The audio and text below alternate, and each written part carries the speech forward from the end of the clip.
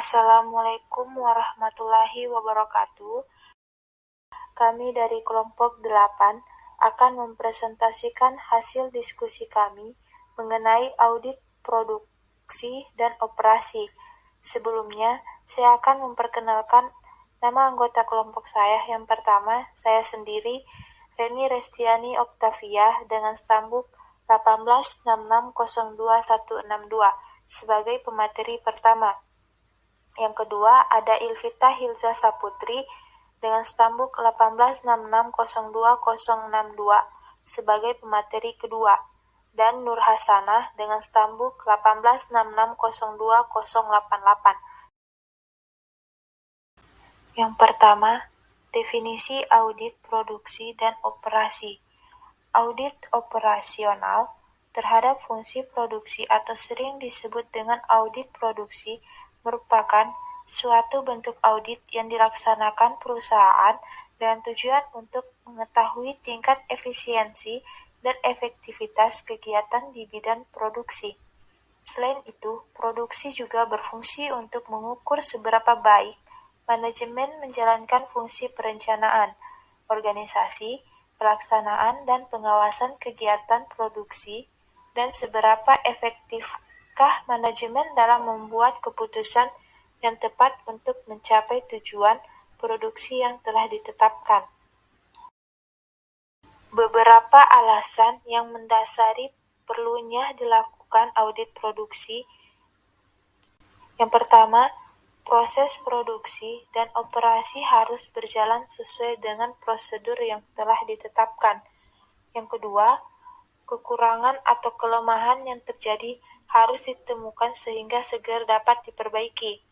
Yang ketiga, konsistensi berjalannya proses harus diungkapkan.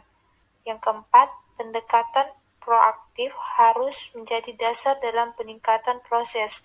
Dan yang terakhir, berjalannya tindakan korektif harus mendapat dorongan dan dukungan dari berbagai pihak. Selanjutnya, prinsip-prinsip umum.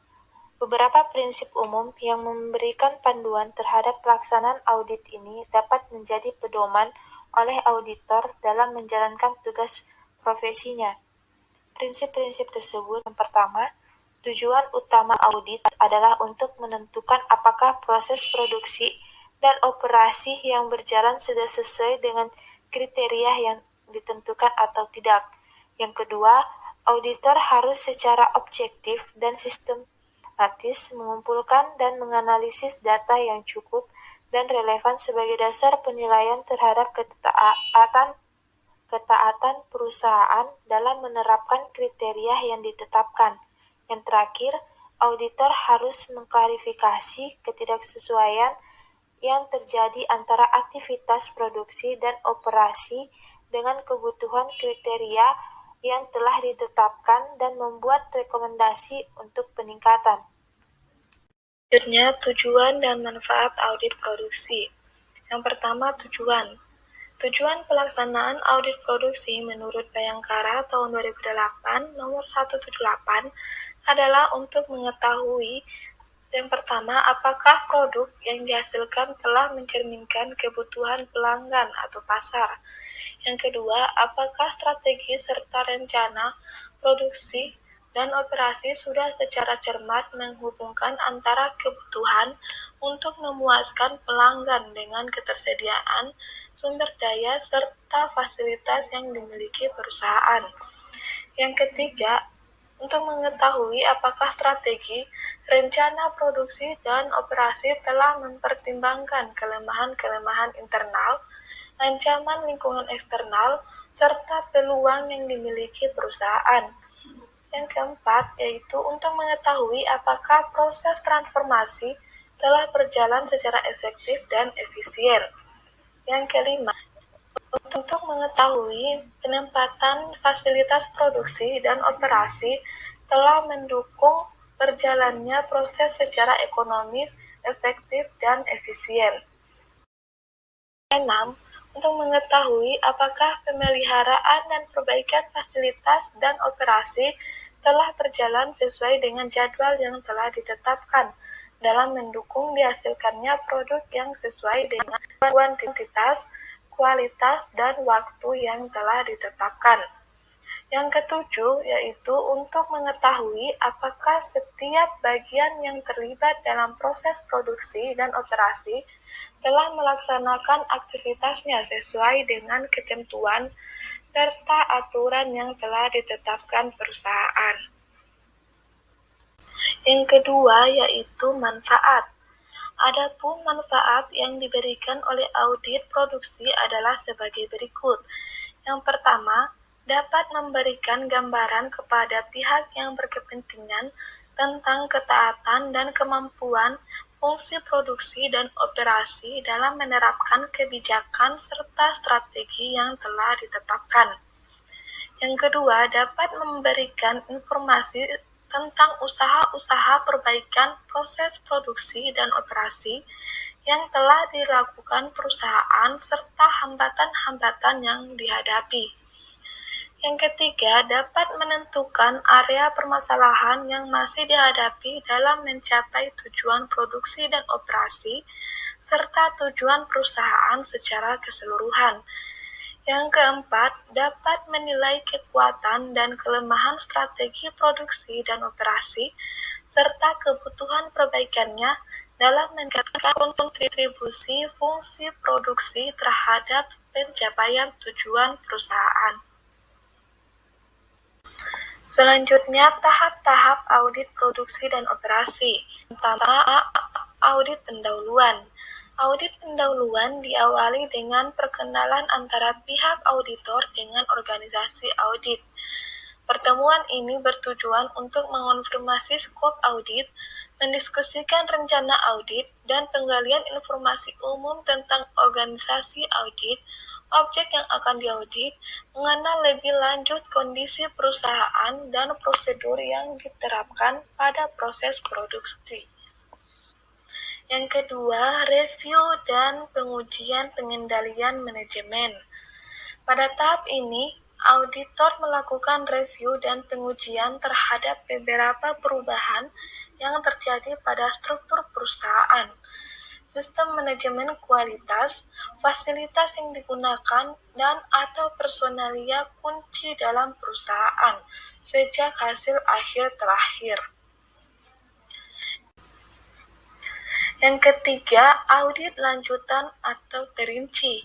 Pada tahap ini, auditor melakukan audit lebih dalam dan pengembangan temuan terhadap fasilitas, prosedur, catatan-catatan atau dokumen yang berkaitan dengan produksi dan operasi. Yang keempat, pelaporan. Hasil dari keseluruhan tahapan audit sebelumnya yang telah diringkaskan dalam kertas kerja audit merupakan dasar dalam membuat kesimpulan audit dan rumusan rekomendasi yang akan diberikan auditor sebagai alternatif solusi atas kekurangan-kekurangan yang masih ditemukan. Pelaporan menyangkut penyajian hasil audit kepada pihak-pihak yang berkepentingan terhadap hasil audit tersebut. Yang kelima, tindak lanjut. Tindak lanjut atau perbaikan yang dilakukan merupakan bentuk komitmen manajemen untuk menjadikan organisasinya menjadi lebih baik dari sebelumnya. Dalam rangka perbaikan ini, auditor mendampingi manajemen dalam merencanakan, melaksanakan, dan mengendalikan program-program perbaikan yang dilakukan agar dapat mencapai tujuannya secara efektif dan efisien. Selanjutnya saya akan menjelaskan materi mengenai ruang lingkup audit. Ruang lingkup audit produksi dan operasi meliputi keseluruhan dari program atau aktivitas yang dikelola pada fungsi ini, yang merupakan bagian dari wewenang dan tanggung jawab untuk mendukung pencapaian tujuan perusahaan. Secara keseluruhan, ruang lingkup audit produksi dan operasi meliputi yang pertama adalah rencana produksi dan operasi, yang kedua adalah produktivitas dan peningkatan nilai tambah, dan yang ketiga adalah pengendalian produksi dan operasi. Pertama adalah rencana produksi dan operasi. Rencana produksi dan operasi mengakomodasi rencana fungsi-fungsi bisnis lain, yang merupakan penjabaran dari rencana pencapaian tujuan perusahaan secara keseluruhan. Rencana ini menghubungkan kebutuhan pasar atas produk yang dipersyaratkan, aktivitas pengembangan dan rekayasa, kapasitas produksi, rencana persediaan, keuangan, ketersediaan SDM, bahan baku, dan tingkat imbal hasil investasi yang dipersyaratkan investor. Yang termasuk dalam rencana produksi dan operasi yang pertama adalah jadwal induk produksi. Jadwal produksi utama membuat spesifikasi tentang apa yang akan dibuat dan kapan akan dibuat sesuai dengan rencana produksi. Jadwal produksi ini mendeskripsikan berapa jumlah produksi yang harus dilakukan untuk setiap kelompok barang, kapan produk tersebut harus sudah siap untuk diserahkan kepada konsumen, serta sumber daya apa saja yang harus tersedia untuk menghasilkan produk sesuai dengan rencana operasi perusahaan dalam memenuhi setiap spesifikasi pelanggan. Yang kedua adalah penilaian atas penggunaan kapasitas produksi. Pertimbangan kebutuhan kapasitas berpengaruh secara mendasar terhadap jadwal produksi utama. Perusahaan harus memiliki dasar dan metode yang tepat dalam meramalkan kebutuhan kapasitasnya di masa depan. Pertimbangan kapasitas ini harus mendasari terjadinya praktik optimalisasi terhadap penggunaan kapasitas produksi. Rencana induk produksi harus meminimalkan terjadinya kapasitas menganggur untuk menjadikan operasi berjalan secara efektif dan efisien. Tingkat persediaan. Secara umum, persediaan pada industri manufaktur terdiri atas persediaan bahan baku, barang dalam proses, barang jadi, dan persediaan perlengkapan atau supplies. Menghubungkan rantai nilai eksternal, yaitu pemasok dan pelanggan, dengan rantai nilai internal, yaitu proses dan kerjasama antar fungsi di dalam perusahaan, menjadikan proses produksi berjalan sangat efektif dan efisien. Proses produksi yang berjalan dengan tepat dapat meminimalkan berbagai pemborosan karena pemeliharaan fasilitas produksi dilakukan dengan jadwal yang ketat dan bahan yang diolah sesuai dengan spesifikasi mesin dan standar. Yang terakhir adalah perencanaan keseimbangan lintas produksi. Keseimbangan lintas produksi, atau disebut juga keseimbangan lini produksi, bertujuan untuk memperoleh suatu arus produksi yang lancar guna memperoleh optimalisasi penggunaan fasilitas, tenaga kerja, dan peralatan yang tinggi melalui penyeimbangan waktu kerja antar stasiun kerja. Secara teknis, dalam menyusun keseimbangan lini ini, dapat dua faktor. Yang pertama adalah jumlah waktu seluruh tugas, dan yang kedua adalah waktu elemen tugas terpanjang, agar waktu siklus yang minimum dapat diketahui. Metode ini mengelompokkan penugasan dalam mencapai keseimbangan lintas produksi yang optimal dengan prosedur sebagai berikut. Yang pertama adalah menetapkan tugas yang dapat dipilih sebagai tugas awal.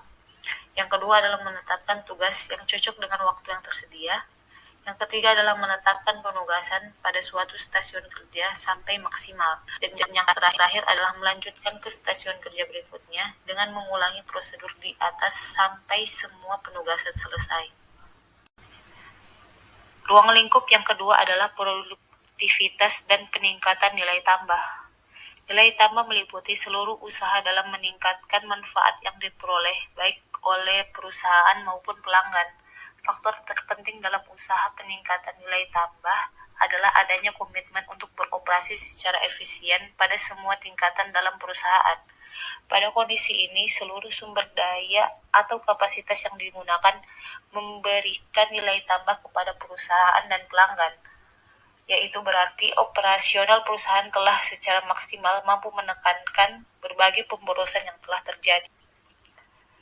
Lean production merupakan suatu metode produksi ramping yang dikembangkan oleh produsen yang menggunakan fokus berulang dalam rancangan prosesnya yang mampu secara signifikan memberi keuntungan bagi perusahaan yang menerapkannya.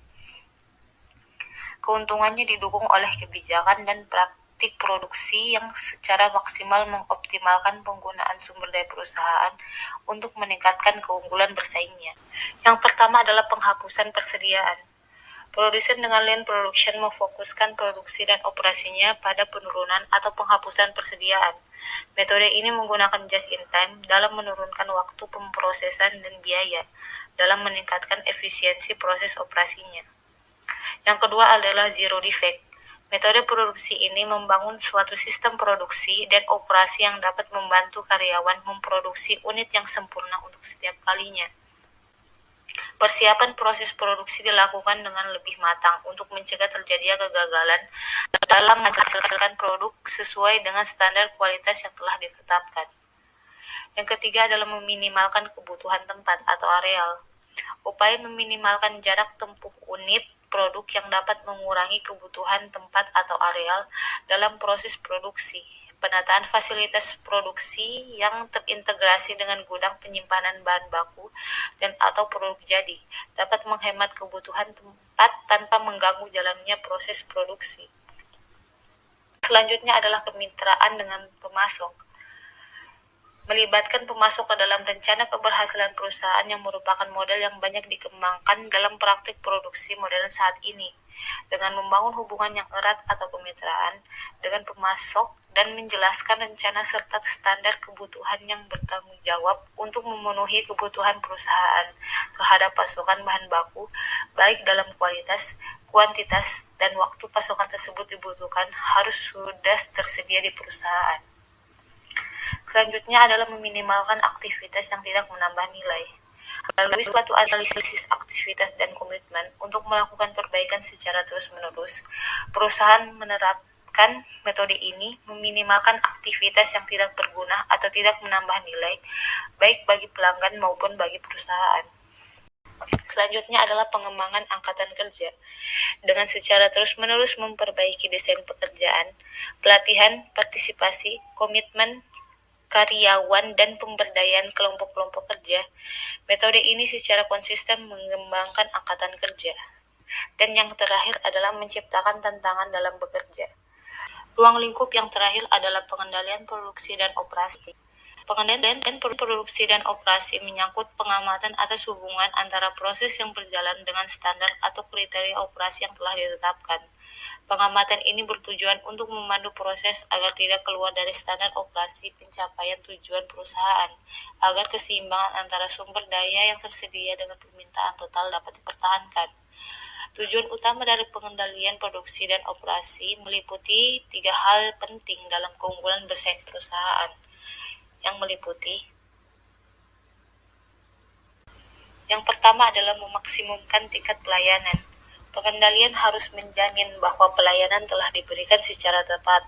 Beberapa elemen yang harus mendapat perhatian khusus adalah kualitas produk, ketersediaan produk jika diinginkan, harga yang kompetitif, penyediaan untuk stok pengaman, dan penyerahan yang tepat waktu. Proses harus memahami bahwa pelanggan yang harus dilayani dengan tepat bukan saja pelanggan eksternal, tetapi yang kedua adalah meminimumkan investasi pada persediaan. Pengendalian harus mampu memandu seluruh aktivitas utama dan pendukung manufaktur ke dalam suatu proses yang terintegrasi, sehingga proses berjalan sesuai dengan rencana dan jadwal yang telah ditetapkan. Pengendalian yang baik akan mencapai arus produksi yang mulus atau smooth production flow dengan persediaan yang minimum dan waktu tunggu yang pendek. Dan yang terakhir adalah efisiensi produksi dan operasi. Untuk memperoleh harga yang kompetitif, pengendalian harus meminimumkan biaya-biaya yang terjadi dalam produksi dan operasi. Perhatian khusus harus diberikan terhadap supervised public dan tenaga kerja tidak langsung, dukungan dan keterlibatan pekerja, kesiapan mesin dan peralatan, fasilitas pendukung yang efektif, dan berbagai hal lain yang berpengaruh baik langsung maupun tidak langsung. Pemaparan materi dari kelompok kami. Apabila dari teman-teman ada yang kurang dimengerti, kami membuka sesi tanya jawab. Untuk sesi pertama, kami membuka 3 pertanyaan.